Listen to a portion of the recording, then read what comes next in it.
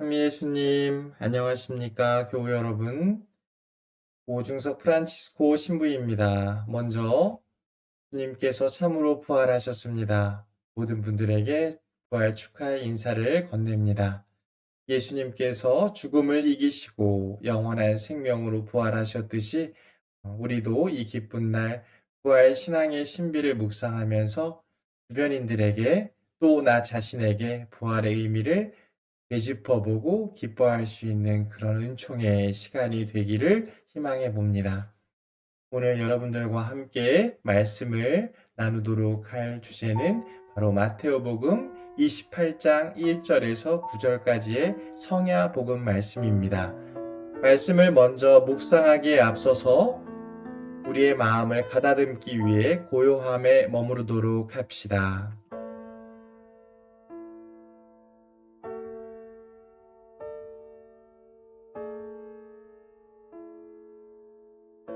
같이 기도하시겠습니다. 성부와 성자와 성령의 이름으로 아멘. 말씀은 바로 내 곁에 있고 내 입에 있고 내 마음에 있다. 주님, 성령의 빛으로 저희 눈을 여시어 주님의 길을 보게 하시고 저희 귀를 여시어 생명의 말씀을 듣게 하소서. 아멘. 성부와 성자와 성령의 이름으로 아멘. 마테오가 전한 거룩한 복음입니다.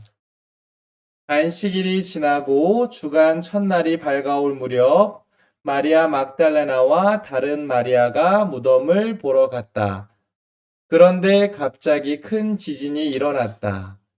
그리고 주님의 천사가 하늘에서 내려오더니 무덤으로 다가가 돌을 옆으로 굴리고서는 그 위에 앉는 것이었다. 그의 모습은 번개 같고 옷은 눈처럼 희었다. 무덤을 경비하던 자들은 천사를 보고 두려워 떨다가 까무러쳤다. 그때 천사가 여자들에게 말하였다. 두려워하지 마라.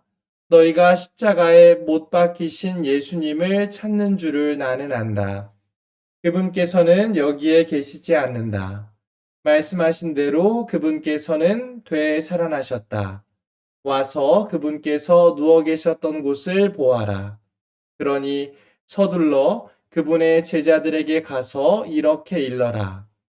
그분께서는 죽은 이들 가운데에서 되살아나셨습니다. 이제 여러분보다 먼저 갈릴레아로 가실 터이니 여러분은 그분을 거기에서 뵙게 될 것입니다.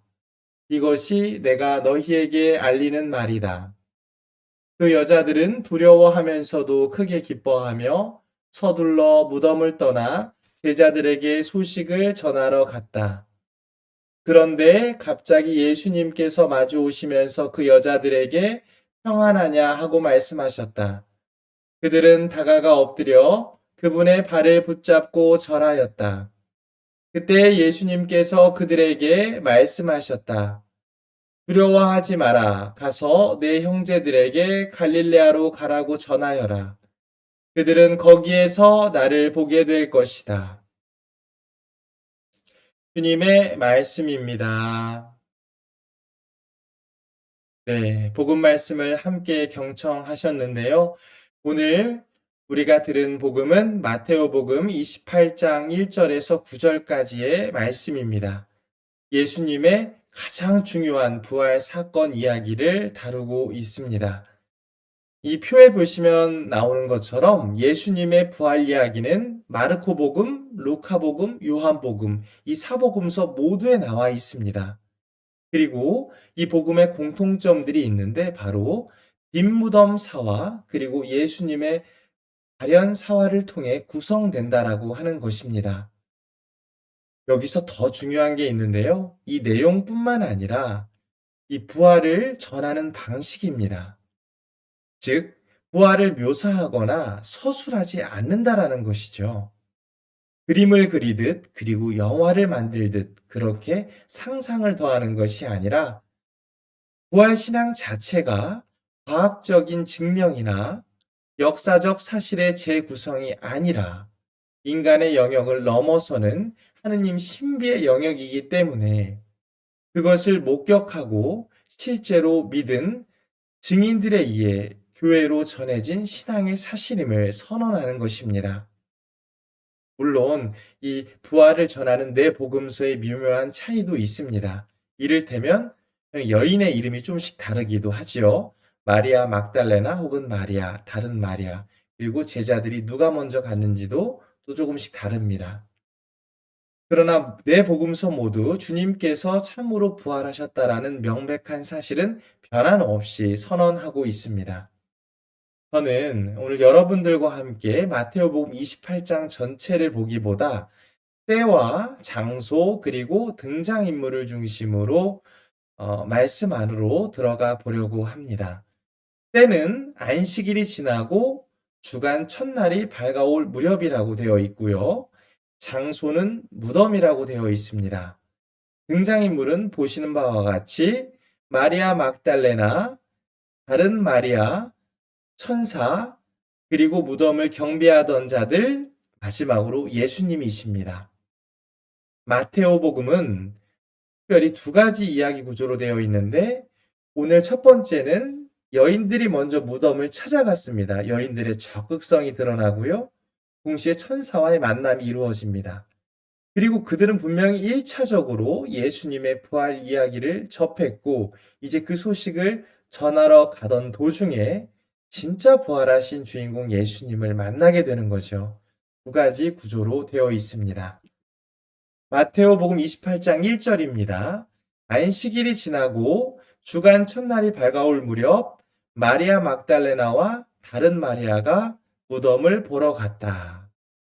예, 여기 히라버로 이렇게 나오는데 읍세데 사바톤이라고 되어 있습니다. 직역하면 무엇 후에라는 뜻인데요. 우리말 복음에 보면 안식일이 지나고 주간 첫날 이렇게 되니까 안식일이 분명히 지난 다음이구나라고 생각할 수 있습니다. 유대교에서는 안식일을 금요일 일몰부터 토요일 일몰 전까지로 규정하고 있습니다. 그러니까 안식일이 지나고 주간 첫날이 밝아올 무렵이라는 것은 우리로 치면 그리스도교로 해석할 때 주일이 됩니다. 병행복음인 마르코복음에서는 해가 떠오를 무렵이라고 되어 있기 때문에 적용을 굳이 하자면 우리가 주님의 날, 주일, 새벽 한 3시에서 6시경으로 본다라고 하는 견해들이 있습니다. 특별히 이 부분이 그냥 해석의 아름다움이 아니라 묵상의 아름다움도 제공하는데요. 히리아코스 헤메라는 분이 이런 표현을 하신 적이 있습니다. 이 시점은 아주 중요하다. 왜냐하면 죽음과 부활이 비로소 만나는 순간이기 때문이다. 그러니까 예수님이 이때 딱 부활하셨다라는 것이 아니라 죽음과 부활이 만나는 것. 바로 부활절의 의미가 그것이잖아요. 패스오버, 파스카, 건너가다, 넘어가다, 새로운 변환점을 맞다라는 것입니다. 어떤 성경에선 미명이라고 해석을 하기도 하는데 그 주석에서 아직 해가 뜨지 않은, 온전히 밝지 않은, 그러나 밝아오기 시작하는 바로 그 무렵에 엄청난 전환점이 만연된 것입니다. 여인들의 심정도 아마 마찬가지였을 거예요. 예수님이 너무나 보고 싶어서 예수님을 찾아갔지만 동시에 두려움도 있었을 것입니다. 밝아지기 시작할 그 무렵, 그러나 아직은 어두운 그 상태를 뜻합니다. 구약의 완식일은 이처럼 예수님의 부활로 말미암아 완성되었다라는 파스카 신비가 드러나는 시점을 뜻합니다. 마테오복음 28장 1절에 보면 말씀드린 것처럼 여인들이 무덤을 보러 갔다라고 나옵니다. 증인으로 채택된 여인들.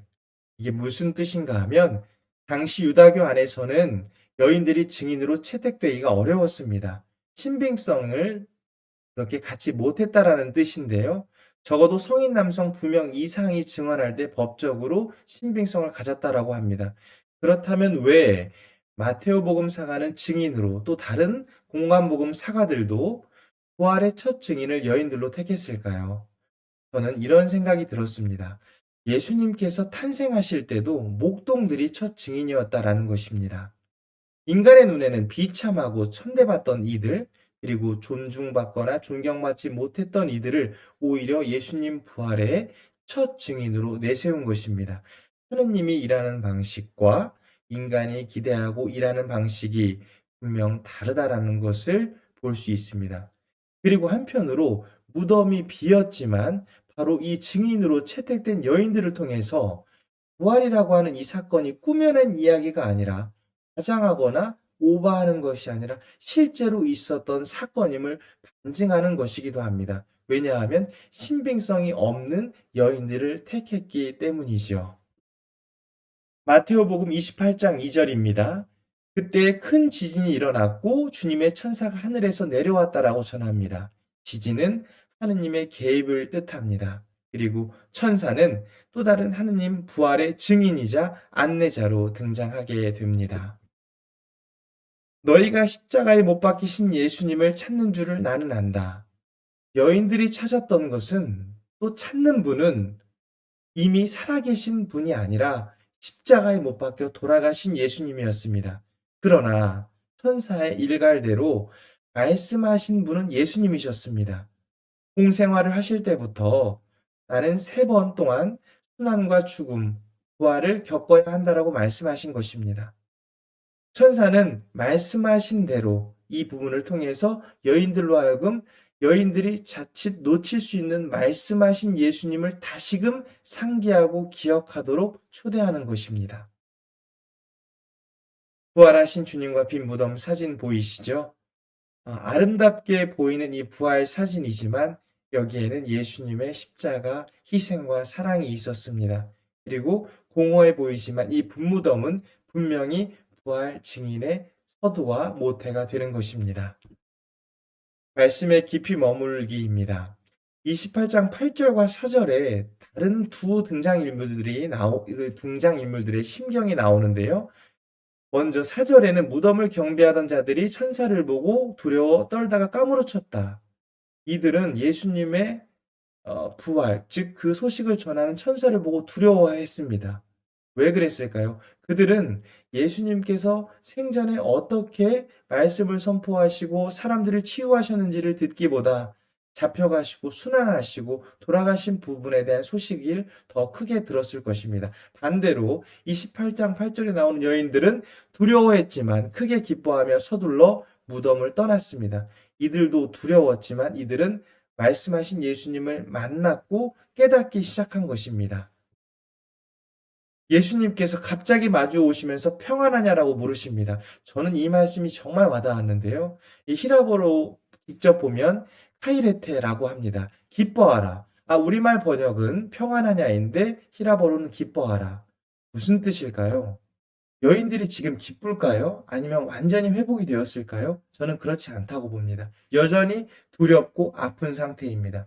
그런 예수님께서 나타나셔서 기뻐하라라고 초대하신 겁니다. 그냥 니네 평안하지라고 물으신 것이 아니라 두렵고 힘든 마음을 안다.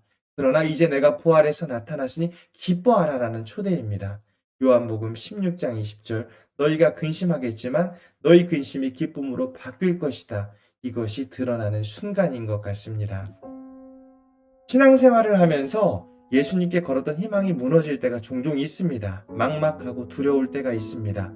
특별히 내 기도가 이루어지지 않을 때, 그리고 늘 같은 죄에 넘어질 때, 그리고 어떨 땐 너무 바쁘거나 몸이 아프거나 내 집안에 우화가 생기거나 여러 가지 어려움들이 생길 때 예수님께 실망하게 됩니다. 그럴 때 어디에서 힘을 얻는가? 저는 오늘 복음 말씀을 묵상하면서 그 답이 결국 예수님께 있다라는 생각이 듭니다. 예수님의 순환과 십자가가 있었기 때문에, 그리고 그것을 통해 절망했던 마리아 막달레나와 다른 마리아가 있었기 때문에, 그들이 그리고 변화하는 과정을 보여주었기 때문에 우리는 길에서 또 우리 삶의 자리에서 그리고 우리가 갈 갈릴레아에서 예수님을 만날 수 있다는 것입니다. 거기에서 힘을 얻을 수 있다는 것이죠.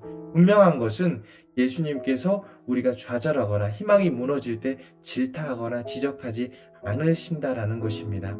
왜냐하면 당신께서 우리를 몸소 일으켜 주실 것이고 우리는 그저 믿기만 하면 되기 때문입니다.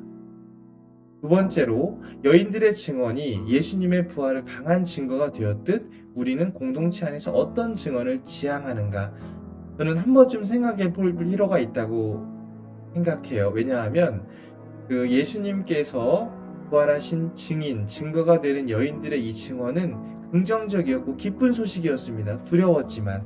그러나 우리가 공동체에서 대체적으로 하는 증언들은 또 335 모여서 하는 말들은 긍정적인 것보다 부정적인 것들이 많을 때가 있습니다. 그게 상처가 돼서 신앙의 회의로 여겨질 때도 있습니다. 한 번쯤 생각해보는 그런 부활 시기가 되었으면 좋겠습니다. 우리는 타인과 공동체 그리고 나 자신을 살리는 이야기를 하는가 아니면 부정적 증언을 앞장서는가. 아침 기도를 바치기 전에 짧게 부활에 대한 기쁨을 나누고 싶은데요. 길가의 아스팔트에 이제 꽃이 피었는데 우리는 그 꽃을 과학적으로 증명하려고 하지 않습니다. 그저 어떻게 저런 데에서도 꽃이 필 수 있대, 잡초가 자랄 수 있대라고 말하고 묻습니다. 부활도 마찬가지입니다. 부활을 증명하려고 하지 말고 부활을 살고 부활을 믿고 부활을 그렇게 기대하는 것입니다. 여러분의 부활을 또 예수님의 부활을 다시금 축하드리면서 마침 기도하겠습니다. 성부와 성자와 성령의 이름으로 아멘. 말씀은 내 발의 등불이요 나의 길의 빛이옵니다. 주님, 저희가 성경을 생명의 말씀으로 믿고 기도하며 살고 선포하게 하시어 언제나 성령 안에서 평화와 기쁨을 누리게 하소서. 아멘. 성부와 성자와 성령의 이름으로 아멘. 감사합니다.